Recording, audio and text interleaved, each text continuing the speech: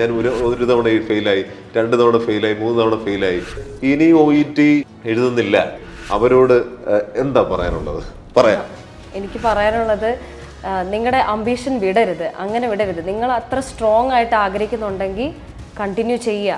നമുക്ക് പറ്റും. നമുക്ക് ഇടയ്ക്ക് അങ്ങനെ തോന്നും ക്രാക്ക് ചെയ്യാൻ പറ്റത്തില്ല, ഭയങ്കര ബുദ്ധിമുട്ടാണ്. പക്ഷേ ജസ്റ്റ് വർക്ക് ചെയ്തുകൊണ്ടേ ഇരിക്കുക. അറ്റ്ലീസ്റ്റ് 3 മൊഡ്യൂളെങ്കിലും നമുക്ക് 30 അബവ് അല്ലെങ്കിൽ നല്ലൊരു സ്കോറിലേക്ക് എത്തിയെന്ന് നമുക്ക് ഉറപ്പ് വരുന്നുണ്ടെങ്കിൽ പിന്നെ എക്സാം ഡേറ്റ് എടുക്കുക. എന്നിട്ട് ആ വീക്ക് പോയിന്റ് നമ്മൾ നന്നായിട്ട് കോൺസെൻട്രേറ്റ് ചെയ്യുക. നമുക്ക് ഉറപ്പായിട്ടും ക്രാക്ക് ചെയ്യാൻ പറ്റും. ഇതിലെല്ലാത്തിലുപരി നമുക്ക് വേണ്ടത് പ്രാർത്ഥനയും കോൺഫിഡൻസുമാണ്. ഇപ്പം പ്രാർത്ഥന എന്ന് പറഞ്ഞാൽ ഇപ്പോൾ സാറ് തന്നെ സാറിൻ്റെ പ്രെയർ സെഷനിൽ പറയാറുണ്ട്, ജസ്റ്റ് എയിം ഹൈ എന്ന് സാറ് പറയും. ജസ്റ്റ് പ്രാർത്ഥിക്കുക, അബവ് 400 അല്ലെങ്കിൽ അബവ് 450 കിട്ടണമെന്നാണ് പ്രാർത്ഥിച്ചുകൊണ്ടിരുന്നത് തന്നെ.